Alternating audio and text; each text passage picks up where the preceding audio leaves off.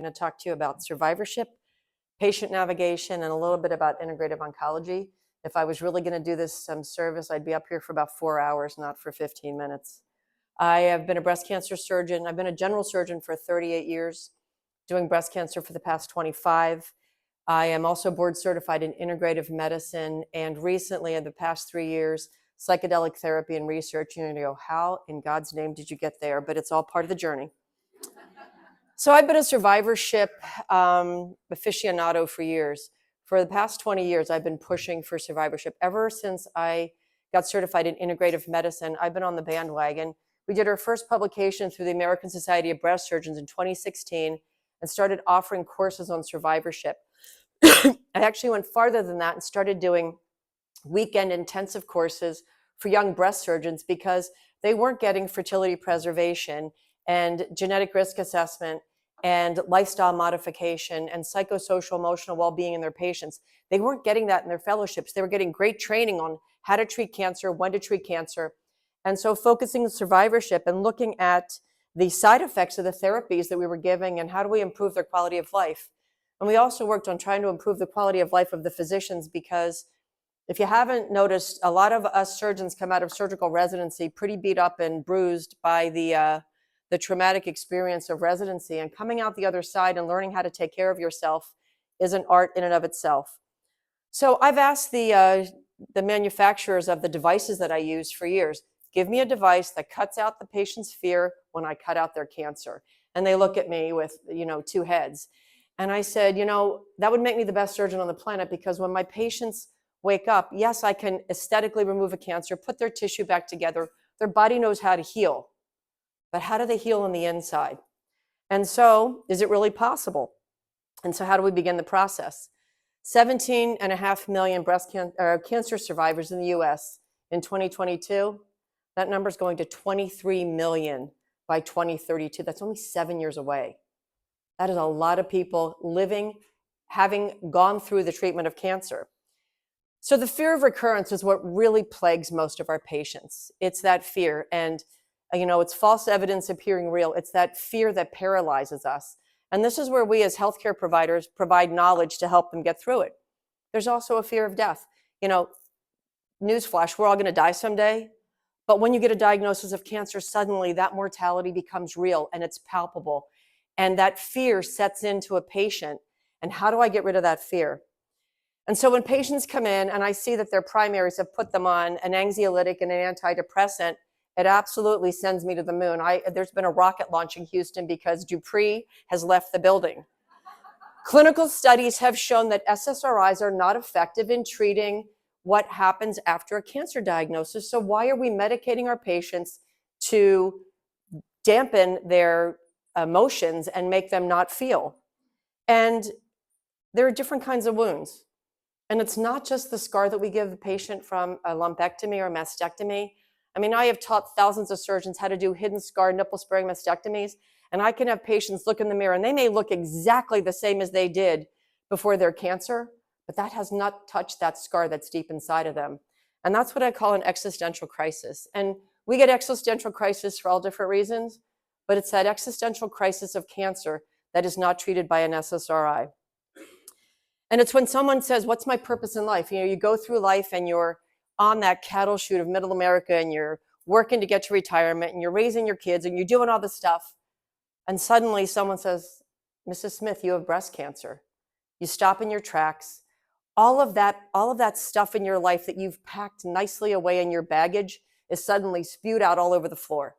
And there's no way of getting it back in the same set of luggage. And it's about life's big questions, like, what are you doing? What is your purpose? Why am I here? And then again, it's the fear of mortality. If each of us knew when we were going to die, if someone said to you, you've got 3 days left, your butt's going to be out of that chair in the hallway, going out to do something fun. You're not going to sit here and listen to me for the next 15 minutes. None of us know when our time is up. And that cancer diagnosis brings that to the forefront for our patients. So I was very happy in July when JAMA published Cancer Survivorship Care in America, and the Commission on Cancer was looking at survivorship. And it's not the number of days that our patients live, it's what they do with those days that really matter.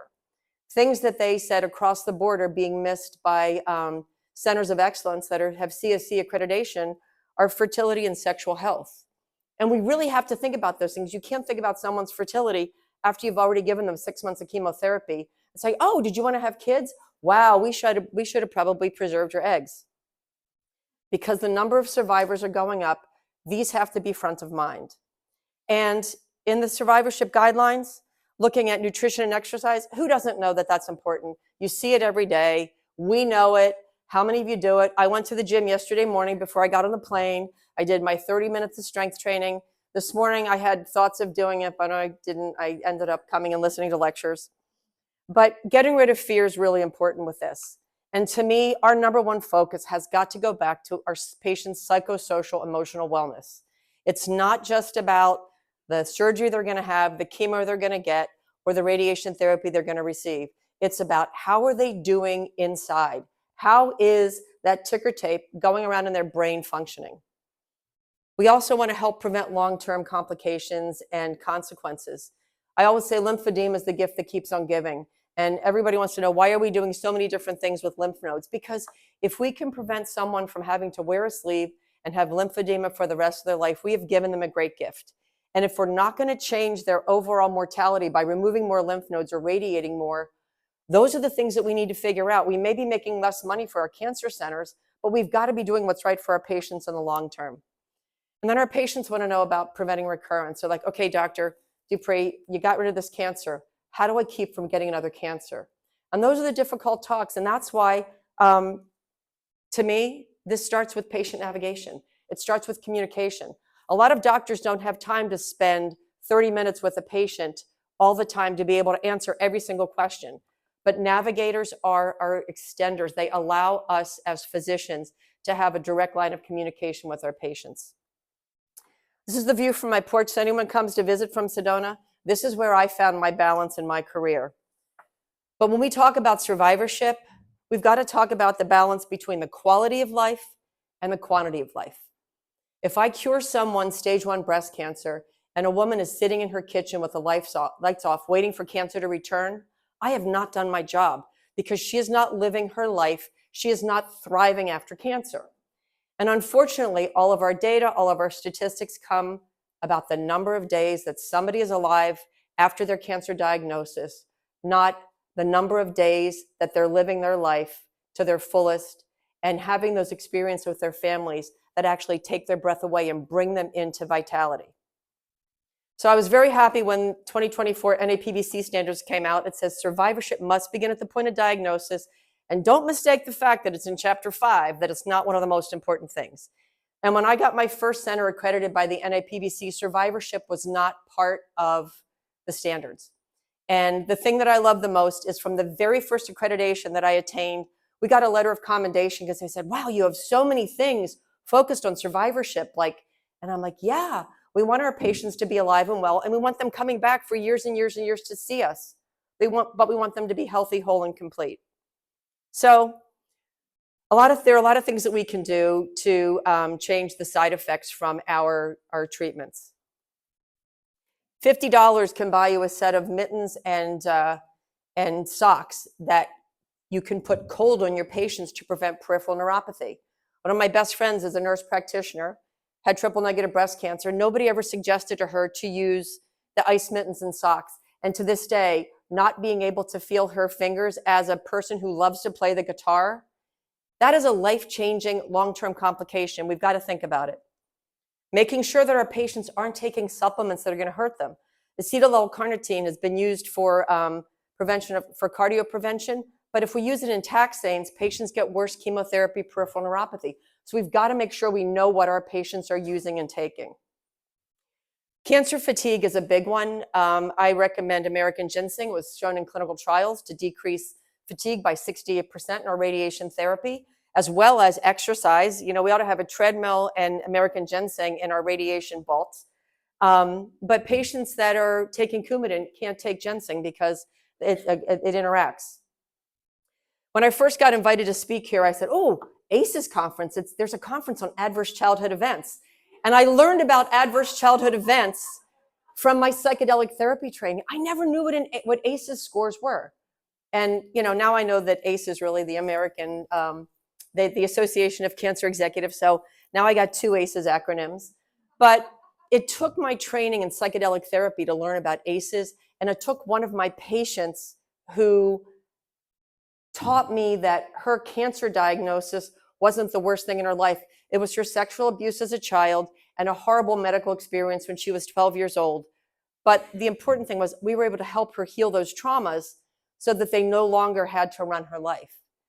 The reason why it's important for us to know about ACEs is that there's a higher incidence of cancer in patients with higher ACEs scores, but those patients also have a higher incidence of anxiety and depression. So we need to be screening for this to know what to expect. So I actually think that ACEs scores need to become part of our standard screening, just like we do the NCCN distress score. We need to be doing an ACEs score when patients come in initially. And to me, mental wellness is absolutely the most important thing.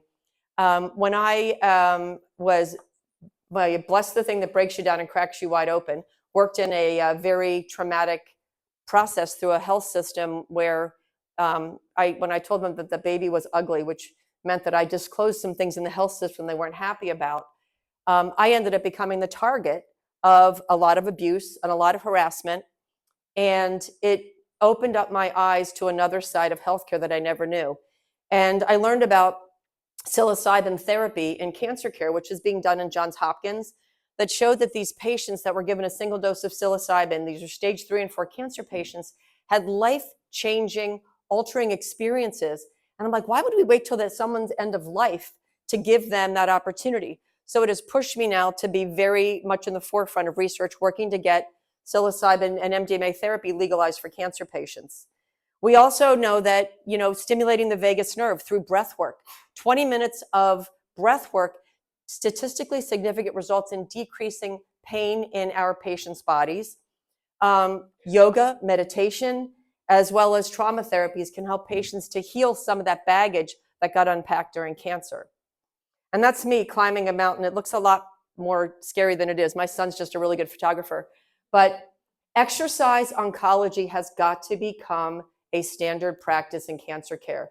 The data is there. We know that particularly patients with triple negative and ER negative HER2 positive cancers that exercise have statistically significant decrease in their tumor recurrence. We don't have anything else to offer these patients. We don't have anti-estrogens. So we've got to get to the place where we bring exercise into the forefront of our oncology care.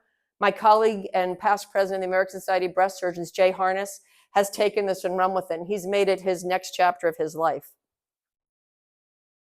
So in summary, we've got to prevent side effects, and at the same time, we can prevent recurrence. And I believe survivorship starts at diagnosis. It's not just a skip. It's just not a survivorship care plan. It's not just a piece of paper where you check the boxes for COC and NAPBC to come in and check it off and say, oh, look, they're talking to their patients. This is about what are we really doing, bringing survivorship into reality for our patients. Navigation is key. Nurse navigators, lay navigators, it keeps us connected. Anxiety and depression, part of treatment. It's part of what we do. We create the anxiety and depression, but we've got to have other alternatives to address it and to treat it. Our patients, when they're going for scans, they get scanxiety. It's a real thing. Anticipate it and try to help get our patients stable again. If we don't move it, we're going to lose it. So exercise, exercise, exercise, strength training, and cardiovascular are important. And food is medicine. Highly processed food, it's not good for us. And just so you know, I also agree with Tolga. I think the whole alcohol thing is an issue, but don't worry tonight. I'm not going to stare at you at the bar at the happy hour, because I always tell my patients 90% of the time you got to be on it, and and the other 10 just live it. That means that 36 days out of the year, just reckless abandon. But you got to behave yourself the other 90%. And to me, mental wellness is the most important thing, because I can educate patients about diet and exercise, but if they're not mentally healthy, whole, and complete, which is why I'm focusing on vagus nerve stimulation, on breath work, on psychedelic therapy, because we've got to get our patients into the right mental capacity. And I will give you back to my esteemed colleague.